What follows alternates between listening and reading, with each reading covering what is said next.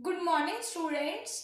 जिवें कि तुसीं जानते ही हो अपना थर्ड चैप्टर खत्म हो गया सी। थर्ड चैप्टर तो खत्म होने तो बाद मैं तुहानूं पता ही हर एक चैप्टर खत्म होने तो बाद एक असाइनमेंट दिनी है। तो ये असाइनमेंट चैप्टर थर्ड दी है।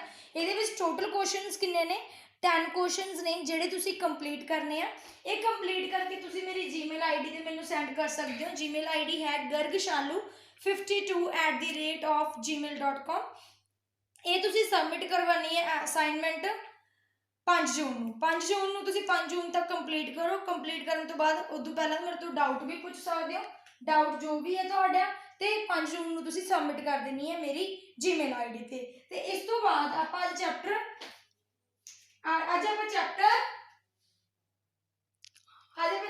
फोर्थ स्टार्ट कर 5th स्टार्ट करांगे। 5th चैप्टर स्टार्ट करांगे।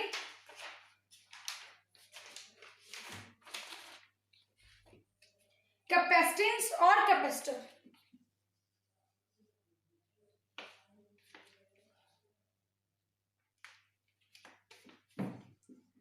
कैपेसिटेंस और कैपेसिटर। ओके देखो चैप्टर पर फोर्थ दे विच ये चीज़ पढ़ी सी भी आपां इलैक्ट्रिक फ्लक्स के थ्रू गॉस थ्योरम चार्ज नूं किस तरह एनक्लोज करके रख सकते हैं। ठीक है तो हुण आपां चैप्टर 5th दे विच कैपेसिटेंस बारे स्टडी करांगे। कैपेसिटेंस दे विच की आ कैपेसिटेंस दा वैसे सिंबल आ ही हुंदा सिंपल सिंबल आ हुंदा हैगा ओहदा कैपेसिटेंस दा। ये की है दीज आर टू कंडक्टर्स। ये दो कंडक्टर्स ने जिन्हां दी कैपेबिलिटी आ अपने विच चार्ज नूं स्टोर करके रखण दी। ठीक है ये अपने विच चार्ज नूं स्टोर करके रख सकते हैं। तो चार्ज नूं एनक्लोज करना तो अपने सीख लिया through Gauss theorem. Gauss theorem के थ्रू अपने चार्ज नूं एनक्लोज करना सीखिया सी। हुण चार्ज नूं स्टोर करने के लिए भी कोई इक्विपमेंट होना चाहिए तो वो इक्विपमेंट किहड़ा बनाया आपां ने कैपेसिटर। ओके जी the ability of conductor to store the charge is known as capacitance. जिहदी एक अजिहा conductor this is a conductor जिहदे थ्रू आपां चार्ज नूं की कर सकते हैं स्टोर कर सकते हैं। ठीक है कैपेसिटेंस का चैप्टर स्टार्ट हो मैं तुहानूं बेसिक दसदा भी इहदे विच आपां कैपेसिटेंस बारे स्टडी करांगे। थोड़ा जा मैं इहदे विच इलैक्ट्रोस्टैटिक फील्ड बारे दसूंगी जिहड़ा आपां पिछे पढ़ के आ चुके हैं। उहदियां कुछ प्रॉपर्टीज बारे डिस्कस करांगे आपां। बिहेवियर ऑफ अ कंडक्टर मतलब कंडक्टर का बिहेवियर किस तरह हुंदा है क्योंकि आपां नूं पता है कैपेसिटर भी कितों मिलके बने हुए हैं दो कंडक्टर्स तो मिलके बने हुए हैं। Behaviour of conductor in electrostatic field. ये पर इलैक्ट्रोस्टैटिक फील्ड बारे पहले चैप्टर दे विच पूरी चंगी तरह स्टडी कर चुके हैं। ओके जी चलो ये कुछ प्रॉपर्टीज ने जिन्होंने हुण मैं डिस्कस करूंगी बट सारियां प्रॉपर्टीज आप पीछे पढ़ चुके हैं। देखो पहली प्रॉपर्टी ये है inside the conductor electric field is zero. वो कहता भी जे इनसाइड द कंडक्टर मैं प्रॉपर्टी तो एप्लीकेशन कराई सी ना गॉस थ्योरम दी जिहदे विच आपां ने देखिया सीगा भी inside the conductor electric field की वैल्यू की सीगी जीरो। इलैक्ट्रिक फील्ड की वैल्यू की सीगी जीरो। नैक्सट प्रॉपर्टी की आ कहने भी जे आपां ने electric field outside the charge conductor find करना होवे तो किवें आउंदा सीगा it is a perpendicular to the surface of the conductor at every point. एवें फाइंड कर देंदे सी ना जिवें अपने कोल आ चार्ज कंडक्टर हुंदा सीगा इत्थे चार्ज सिचुएट होया हुंदा सीगा है ना आपां रेडियस ले लैंदे सी आर इत्थे पी पॉइंट ते आपां ने फाइंड करना हुंदा सी तां ओह की हुंदा सी परपेंडिकुलर टू द सरफेस ही हुंदा सी ना क्योंकि रेडियली आउटवर्ड आंदा हुंदा सी। तां इह वी आपां प्रॉपर्टी पढ़ चुके सीगे electric field just outside a charge conductor is perpendicular to जिहड़ा इलैक्ट्रिक फील्ड है it perpendicular to surface of the conductor. ये कदों होगा आउटसाइड ओके जी समझ आ गई। नैक्सट प्रॉपर्टी अपने पढ़ी हुई है भी जे अपने सरफेस ते मतलब इत्थे भी अपने पी पॉइंट लिया होया सीगा जे अपने सरफेस ते फाइंड करना हुंदा सी तां ओह सब तो मैक्सिमम आंदा हुंदा सी क्योंकि इलैक्ट्रिक फील्ड की पावर नेड़े हुंदी सी ना। इलैक्ट्रिक फील्ड की पावर जिन्नी नेड़े हुंदा होगा इलैक्ट्रिक फील्ड की वैल्यू उन्नी आंदी हुंदी सी। At the surface electric field की वैल्यू कितनी आंदी हुंदी सी कितनी सीगी E is equal to sigma upon epsilon naught कड्डी सी ना अपन इन्नी E is equal to sigma upon epsilon naught कड्डी सी। नेक्स्ट नेक्स्ट आप आ भी चीज़ पढ़ चुके हैं ਨੈਕਸਟ ਦੇ ਵਿੱਚ ਕੀ ਕਹਿੰਦਾ ਵੀ electrostatic potential is constant throughout the volume of conductor and has the same value as on its surface। ਜਿਵੇਂ ਆਪਾਂ ਨੇ ਪੋਟੈਂਸ਼ੀਅਲ ਗ੍ਰੇਡੀਐਂਟ ਦੀ ਗੱਲ ਕੀਤੀ ਸੀਗੀ ਤੀਸਰੇ ਚੈਪਟਰ ਦੇ ਵਿੱਚ, electrostatic potential is constant throughout the volume of conductor and has the same value on its surface। ਆਪਾਂ ਨੇ ਇਲੈਕਟ੍ਰੋਸਟੈਟਿਕ ਪੋਟੈਂਸ਼ੀਅਲ ਦੀ ਆ ਵੈਲਿਊ ਕੱਢੀ ਸੀ ਨਾ ਥਰੂ ਪੋਟੈਂਸ਼ੀਅਲ ਗ੍ਰੇਡੀਐਂਟ। ਇਹ ਸੀਗਾ ਆਪਾਂ ਨੂੰ ਪਤਾ ਵੀ E the value inside the conductor ਕੀ ਹੁੰਦੀ ਹੈ 0 is equal to minus dV/dr ਆ ਗਈ, ਜਾਂ ਫਿਰ ਕੀ ਆ ਗਿਆ dV/dr ਇਜ਼ ਇਕੁਅਲ ਟੂ ਕੀ ਆ ਗਿਆ ਕਾਂਸਟੈਂਟ। ਹੁਣ ਆਪਾਂ ਇਹਦੀ ਕੀ ਲੈ ਸਕਦੇ ਆਂਗੇ ਇੰਟੀਗ੍ਰੇਸ਼ਨ, ਐਵੇਂ ਇੰਟੀਗ੍ਰੇਸ਼ਨ ਲੈ ਸਕਦੇ ਨਾ, ਜਦੋਂ ਦੀ ਇੰਟੀਗ੍ਰੇਸ਼ਨ ਲਵਾਂਗੇ ਤਾਂ d ਨਾਲ ਕੈਂਸਲ ਹੋ ਜਾਂਦਾ ਹੁੰਦਾ, ਤਾਂ 0 ਦੀ ਇੰਟੀਗ੍ਰੇਸ਼ਨ ਕੀ ਆਉਂਦੀ ਹੈ ਕਾਂਸਟੈਂਟ। ਤਾਂ ਇਹ ਤੋਂ ਤੁਸੀਂ ਕੀ ਮੰਨ ਸਕਦੇ ਹੋ, ਆਪਾਂ ਨੇ ਪ੍ਰੂਵ ਕਰਤਾ ਵੀ electrostatic potential is constant throughout the volume of conductor, ਮਤਲਬ ਇਨਸਾਈਡ ਦਾ ਕੰਡਕਟਰ ਜਿਹੜੀ V ਦੀ ਵੈਲਿਊ ਆ ਉਹ ਕੀ ਆਉਂਦੀ ਹੈ ਕਾਂਸਟੈਂਟ। ਨੈਕਸਟ ਪ੍ਰੋਪਰਟੀ ਵੀ ਆਪਾਂ ਪੜ੍ਹ ਚੁੱਕੇ ਆ। ਨੈਕਸਟ ਪ੍ਰੋਪਰਟੀ ਕੀ ਸੀਗੀ ਨੈਟ ਚਾਰਜ। ਜਦੋਂ ਹੁਣ ਆਪਾਂ ਨੂੰ ਪਤਾ ਹੈ ਇਲੈਕਟ੍ਰਿਕ ਫੀਲਡ ਦੀ ਵੈਲਿਊ 0 ਆ, ਜਦੋਂ ਇਲੈਕਟ੍ਰਿਕ ਫੀਲਡ ਦੀ ਵੈਲਿਊ 0 ਹੁੰਦੀ ਸੀ ਤਾਂ ਚਾਰਜ ਦੀ ਵੈਲਿਊ ਵੀ ਇੰਟੀਰੀਅਰ ਦੇ ਵਿੱਚ ਕੀ ਹੋਊਗੀ 0, ਯੂਨੀਫਾਰਮ ਆਊਟਸਾਈਡ ਤੇ ਚਾਰਜ ਫੈਲਿਆ ਹੋਇਆ, ਇਨਸਾਈਡ ਤੇ ਇਹਦੀ ਕੋਈ ਵੀ ਵੈਲਿਊ ਨਹੀਂ। ਜਿਵੇਂ ਮੈਂ ਤੁਹਾਨੂੰ ਦੱਸਿਆ ਸੀ ਇਲੈਕਟ੍ਰੋਸਟੈਟਿਕ ਸ਼ੀਲਡਿੰਗ ਹੁੰਦੀ ਹੈ ਨਾ, ਉਹੀ ਪ੍ਰੋਪਰਟੀ ਆ। Inside the conductor charge the value ਕੀ ਹੁੰਦੀ ਆ 0, ਇਨਸਾਈਡ ਦਾ ਕੰਡਕਟਰ ਜਦੋਂ ਇਲੈਕਟ੍ਰਿਕ ਫੀਲਡ 0 ਤਾਂ ਚਾਰਜ ਵੀ 0 ਇਜ਼ 0।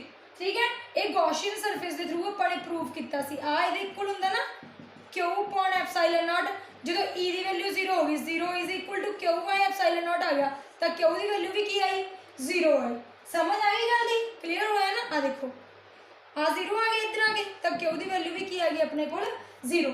ਇਹ ਕੁਝ ਪ੍ਰੋਪਰਟੀਜ਼ ਨੇਗੀਆਂ 5 ਪ੍ਰੋਪਰਟੀਜ਼ ਜਿਹਦੇ ਥਰੂ ਆਪਾਂ ਨੂੰ ਇਹ ਪਤਾ ਲੱਗਦਾ ਹੈ ਵੀ ਇਲੈਕਟ੍ਰੋਸਟੈਟਿਕ ਫੀਲਡ ਦੇ ਵਿੱਚ ਕੰਡਕਟਰ ਦਾ ਬਿਹੇਵੀਅਰ ਕਿਸ ਤਰ੍ਹਾਂ, ਕਿਉਂਕਿ ਹੁਣ ਆਪਾਂ ਨੇ ਕੰਡਕਟਰ ਨੂੰ ਸਟੱਡੀ ਕਰਨਾ, ਕੈਪੈਸਿਟਰ ਨੂੰ ਸਟੱਡੀ ਕਰਨਾ। ਕੈਪੈਸਿਟਰ ਕਿਤੋਂ ਮਿਲ ਕੇ ਬਣਿਆ ਹੋਇਆ ਹੈ ਕੰਡਕਟਰ ਤੋਂ, ਤਾਂ ਇਹ ਪ੍ਰੋਪਰਟੀਜ਼ ਨੂੰ ਸਟੱਡੀ ਕਰਨਾ ਜ਼ਰੂਰੀ ਸੀ। ਸਮਝ ਆ ਗਿਆ। ਹੁਣ ਤੁਸੀਂ ਇਲੈਕਟ੍ਰੋਸਟੈਟਿਕ ਸ਼ੀਲਡਿੰਗ ਮੈਂ ਥੋੜੀ ਜਿਹੀ ਤੁਹਾਨੂੰ ਦੱਸਦੀ ਸੀਗੀ 4th ਚੈਪਟਰ ਦੇ ਵਿੱਚ ਕੀ ਹੁੰਦੀ ਆ ਇਲੈਕਟ੍ਰੋਸਟੈਟਿਕ ਸ਼ੀਲਡਿੰਗ। ਜਦੋਂ ਆਪਾਂ ਨੇ ਇਨਸਾਈਡ ਦਾ ਕੰਡਕਟਰ ਦੇਖਿਆ ਸੀ, ਇਨਸਾਈਡ ਦਾ ਕੰਡਕਟਰ ਆਪਣੇ ਕੋਲ ਕੀ ਹੁੰਦੀ ਸੀਗੀ ਵੈਲਿਊ, ਇਲੈਕਟ੍ਰਿਕ ਫੀਲਡ ਦੀ ਵੈਲਿਊ ਕੀ ਸੀਗੀ 0 ਸੀਗੀ। ਤਾਂ ਉੱਥੇ ਆਪਾਂ ਨੇ ਤੁਹਾਨੂੰ ਦੱਸਿਆ ਸੀ ਇਲੈਕਟ੍ਰੋਸਟੈਟਿਕ ਸ਼ੀਲਡਿੰਗ ਕੀ ਹੁੰਦੀ ਆ। It is a phenomena of protecting a certain region of space from external electric field. ਹੁਣ ਦੇਖੋ ਜਿਹੜਾ ਅੰਦਰ ਪਿਆ ਹੋਇਆ, ਜਿਹੜੀ ਵੀ ਚੀਜ਼ ਅੰਦਰ ਪਈ ਹੋਈ ਆ ਉਹਨੂੰ ਬਾਹਰ ਵਾਲੀ ਚੀਜ਼ ਤੋਂ ਤਾਂ ਪ੍ਰੋਟੈਕਸ਼ਨ ਮਿਲ ਹੀ ਰਹੀ ਹੈ ਨਾ, ਉਹਨੂੰ ਆਪਾਂ ਕੀ ਬੋਲਦੇ ਆ ਇਲੈਕਟ੍ਰੋਸਟੈਟਿਕ ਸ਼ੀਲਡਿੰਗ। ਓਕੇ ਜੀ, ਜਾਂ ਫਿਰ ਸਕਰੀਨ। ਓਕੇ, ਤਾਂ ਇਹਦੀ ਕੁਝ ਇੰਪੋਰਟੈਂਟ ਐਪਲੀਕੇਸ਼ਨ ਆ, ਤੁਸੀਂ ਸਮਝ ਸਕਦੇ ਹੋ। ਦੇਖੋ an important application of electrostatic shielding is that it is safer to be inside a car or bus।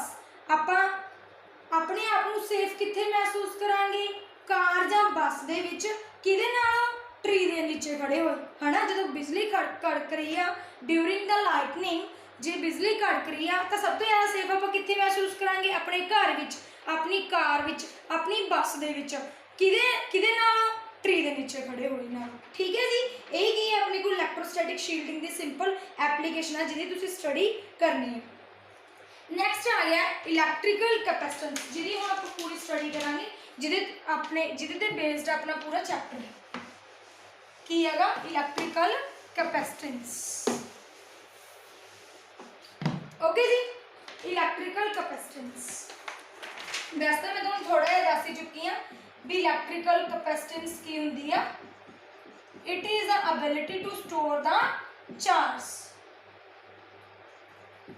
It is the ability to store the amount of charge. ਠੀਕ ਹੈ ਜੀ, ਤਾਂ ਕੀ ਹੈਗਾ ਇਹ ਐਬਿਲਿਟੀ ਆ ਚਾਰਜ ਨੂੰ ਸਟੋਰ ਕਰਨ ਦੀ। It has been found that, ਆਪਾਂ ਨੇ ਮੰਨ ਲਓ ਇੱਕ ਕੰਡਕਟਰ ਲੈ ਲਿਆ, ਇੱਕ ਆਪਾਂ ਨੇ ਕੀ ਲੈ ਲਿਆ ਕੰਡਕਟਰ ਲੈ ਲਿਆ, ਉਹਦੇ ਤੇ ਕੁਝ ਚਾਰਜ ਹੈ। ਠੀਕ ਹੈ, ਤਾਂ ਦੇਖੋ ਹੁਣ ਮੇਰੀ ਗੱਲ ਧਿਆਨ ਨਾਲ ਸੁਣੋ। ਮੰਨ ਲਓ ਆਪਾਂ ਨੇ ਇੱਕ ਵਾਇਰ ਹੀ ਲੈ ਲਈ, ਆਹ ਵਾਇਰ ਲੈ ਲਈ, ਠੀਕ ਹੈ, ਇਹ ਕੰਡਕਟਰ ਹੀ ਹੈ ਨਾ, ਇਹਦੇ ਕੁਝ ਚਾਰਜ ਸਿਚੁਏਟ ਆ। ਠੀਕ ਹੈ, ਜਿੰਨਾ ਹੀ ਚਾਰਜ ਹੋਊਗਾ ਆਪਾਂ ਨੂੰ ਪਤਾ ਉਨਾ ਹੀ ਉਹਦਾ ਇਲੈਕਟ੍ਰਿਕ ਪੋਟੈਂਸ਼ੀਅਲ ਜ਼ਿਆਦਾ ਹੋਊਗਾ, ਕਿਉਂਕਿ ਆਪਾਂ ਨੇ ਪੜ੍ਹਿਆ V = Q/4πε0r। ਪੜ੍ਹਿਆ ਹੋਇਆ ਨਾ ਇਹ ਚੈਪਟਰ ਫਾਰਮੂਲਾ ਪਿਛਲੇ ਚੈਪਟਰ ਦੇ ਵਿੱਚ ਵੀ ਜੇ अपने को चार्ज ਵਧੂਗਾ ਤਾਂ ਇਲੈਕਟ੍ਰਿਕ ਪੋਟੈਂਸ਼ੀਅਲ ਦੀ ਵੈਲਿਊ ਵੀ ਇਨਕਰੀਜ਼ ਹੋਊਗੀ। ਤਾਂ ਆਹੀ ਇਲੈਕਟ੍ਰੀਕਲ ਪੋਟੈਂਸ਼ੀਅਲ ਕਹਿੰਦਾ ਹੈ ਵੀ Q is directly proportional to V।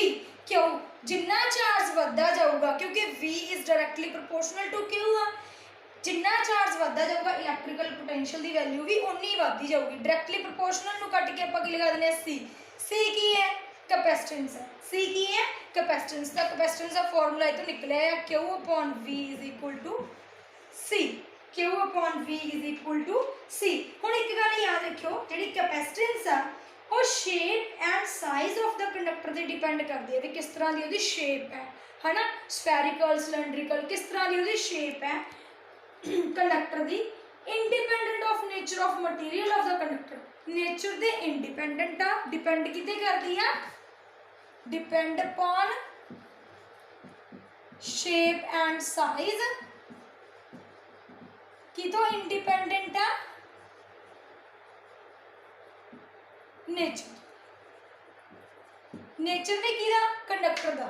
ठीक है जी, समझ आ गई गल मेरी? क्लीयर हो गई गल?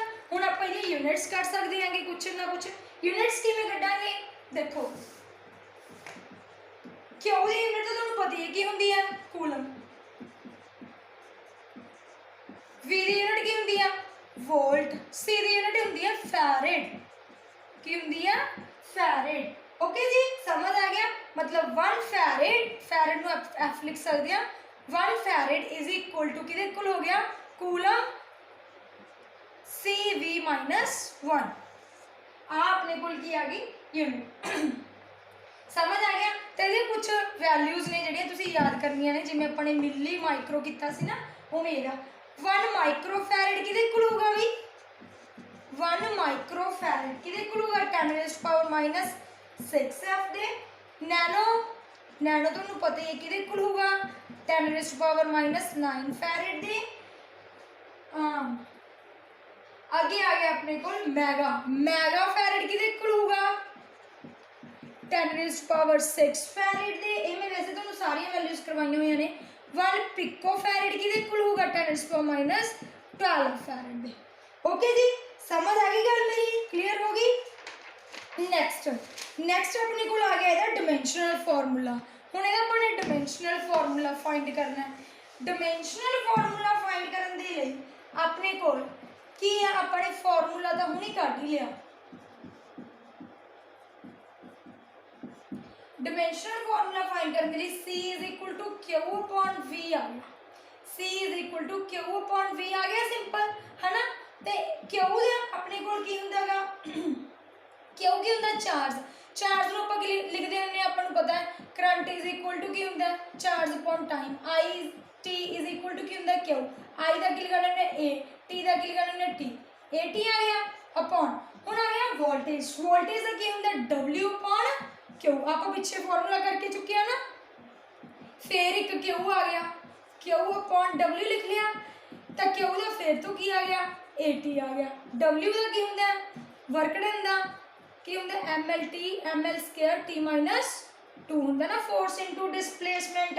तो हम सारे जी चीज़ कट दी है कटा दो, आंसर आ गया A square T square upon ML square T minus 2।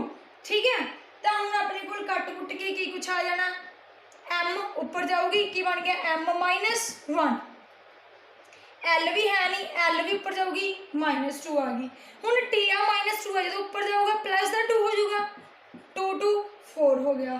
तो A स्क्वायर ऊपर ही है, A दा स्क्वायर। ये अपने को की आ गया दा डिमेंशनल फार्मूला आ गया। ओके जी, दैट्स ऑल। अज आप इन्ना ही करांगे, कल नूं आपां करांगे इस तो अगे वाला टॉपिक। कुछ थोड़ी जी चीज़ तुसीं याद करनी है। एक ना तुसीं रिलेशन फाइंड करना है। एक तो रिलेशन तुसीं फाइंड करना है relation between volt and stat volt. ये तुसीं रिलेशन खुद फाइंड करना है। Relation between volt and stat volt. Stat इहदी सीजीएस यूनिट है, मैं पहला भी दस्सिया सीगा। ते एक तुसीं फाइंड करना अपने कोल relation between farad and stat farad. Stat farad इहदी सीजीएस यूनिट है। Relation between farad and stat farad. Okay ਜੀ, ਸਮਝ ਆ ਗਿਆ। ਜੇ ਤੁਹਾਨੂੰ ਇਹਦੇ ਬਾਰੇ ਨਾ ਪਤਾ ਲੱਗਿਆ ਤਾਂ ਮੈਨੂੰ ਕਮੈਂਟ ਬਾਕਸ ਦੇ ਵਿੱਚ ਦੱਸ ਸਕਦੇ ਹੋ, ਤਾਂ ਮੈਂ ਤੁਹਾਨੂੰ ਖੁਦ ਫਾਈਂਡ ਕਰਕੇ ਦੱਸ ਦੂੰਗੀ ਵੋਲਟ ਤੇ ਸਟੈਟ ਵੋਲਟ ਦੇ ਵਿੱਚ ਕੀ ਰਿਲੇਸ਼ਨ ਹੈ। ਜਿਵੇਂ ਆਪਾਂ ਕਰਦੇ ਨਾ ਨਿਊਟਨ ਤੇ ਡਾਈਨ ਦੇ ਵਿੱਚ ਰਿਲੇਸ਼ਨ ਹੈ ਨਾ, ਉਹ ਵੀ ਤਾਂ ਸੀਜ਼ੀਐਸ ਤੇ ਐਸਆਈ ਯੂਨਿਟਸ ਹੀ ਨੇ, ਜਾਊਲ ਤੇ ਅਰਗ ਉਹ ਵੀ ਐਸਆਈ ਤੇ ਸੀਜ਼ੀਐਸ ਨੇ, ਐਵੇਂ ਇਹ ਵੀ ਨੇ, ਇਹ ਵੋਲਟੇਜ ਦੀਆਂ ਨੇ ਦੋਨੋਂ, ਇਹ ਕਿਹਦੀਆਂ ਨੇ, ਕੈਪੈਸਿਟੈਂਸ ਦੇ, ਹੁਣੇ ਆਪਾਂ ਫਾਈਂਡ ਕਰ ਚੁੱਕੇ ਹਾਂ। ਓਕੇ ਜੀ, ਦੈਟਸ